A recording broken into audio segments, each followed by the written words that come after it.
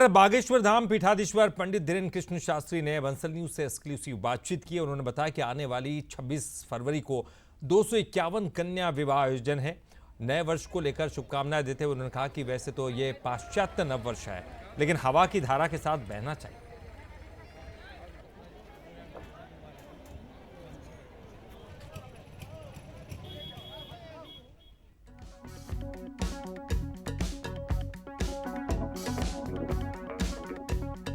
स्वयं बागेश्वर धाम अभी यहाँ पर मौजूद हैं गौशाला में।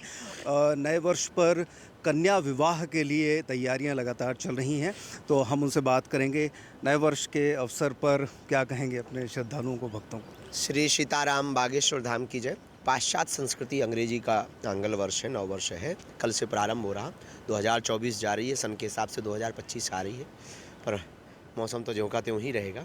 और भारतीय सनातन आध्यात्मिक संस्कृति हमारी चैत्र माह में नववर्ष को मानती है, लेकिन धारा के विपरीत नहीं बहना चाहिए। तो 2025 अच्छा मंगलमय होवे, सबके जीवन में नया उत्साह लावे, नई उमंग लावे, नई उन्नति लावे, सोचने और विचारने की क्षमता लावे, प्रज्ञावान बने और ज्ञानवान बने, ताकि बड़े बड़े दुखों को सहने की सामर्थ्यता के लिए ईश्वर से केवल प्रार्थना करने मात्र से ही उनको रास्ता सुलभ मिल जावे।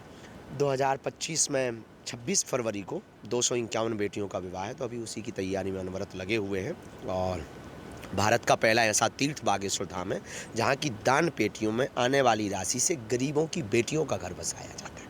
और ये पूरे भारत के लिए एक अनूठा प्रयोग है कि अगर मंदिरों को सरकारी तंत्र से स्वतंत्र करके अगर उसे आत्मनिर्भर बना ही होंगे, मंदिर में तो चढ़ोतरी आती ही है, अगर वहाँ पर गौशाला, बेटियों का विवाह और अस्पताल, इसकी समुचित व्यापक व्यवस्थाएं की जाएं, तो हमें लगता है कि मंदिर में सेवा करने वाले लोगों के ऊपर भी बोझ भी नहीं रहेगा और ज़्यादा रूप में समाज से मंदिर कनेक्ट हो पाएंगे और समाज सेवा व्यापक रूप में हो पाएगी। तो हमें लगता है इससे बेहतरीन कोई उपाय नहीं। उसी के संकल्प को पूरे भारत में पहुँचाने के लिए यह कन्या विवाह का आयोजन करवाया जाए।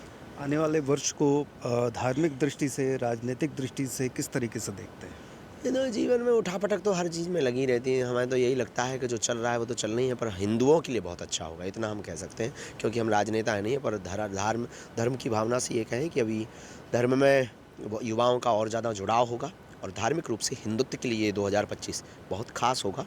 उतना खास तो नहीं, वो खास तब होगा जब भारत हिंदू राष्ट्र होगा। युवाओं के लिए क्या कहेंगे? नए वर्ष को लेकर बड़ा उत्साह रहता है। 31 में रात भर पार्टी होती है और सुबह से मंदिर पहुंच जाते हैं, बड़ा संस्कृति का मेल जोल, इसको लेकर क्या कहेंगे? ये चूँकि उनकी गलती नहीं है, थोपा हुआ नववर्ष है, आंगल नववर्ष, पाश्चात्य नववर्ष है। पाश्चात्य नववर्ष में 31 तारीख को वो जो है पार्टी करते हैं और सुबह मंदिर भारतीय होने के कारण वो मंदिर चले जाते हैं। तो जब हम पाश्चात्य संस्कृति को स्वीकार करेंगे तो निश्चित रूप से विकृति आएगी और विकार आएंगे। हमें अपनी सनातन संस्कृति के प्रति सजग रहने के लिए हमने शायद नौ दुर्गा के पहले भी कहा था, कुछ लोग करते हैं 9 दिन दुर्गा, 10वें दिन मुर्गा करते हैं। हम इन सब के खिलाफ हैं।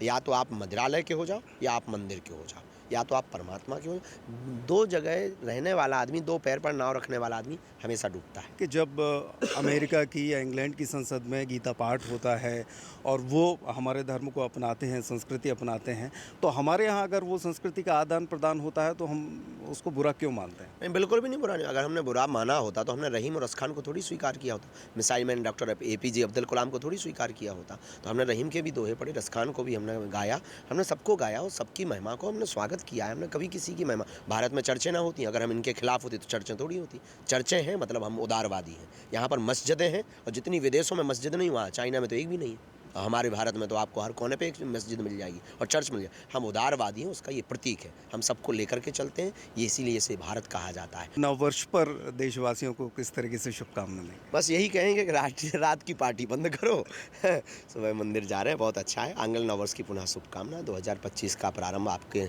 नई ऊर्जा के साथ हो, नई शुरुआत के साथ हो।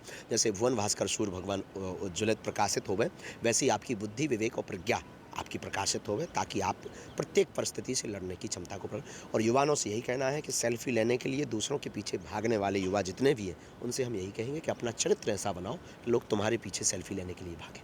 थैंक यू, बहुत बहुत धन्यवाद। तो बागेश्वर धाम पीठाधीश्वर ने नववर्ष पर शुभकामनाएं दी हैं युवाओं से।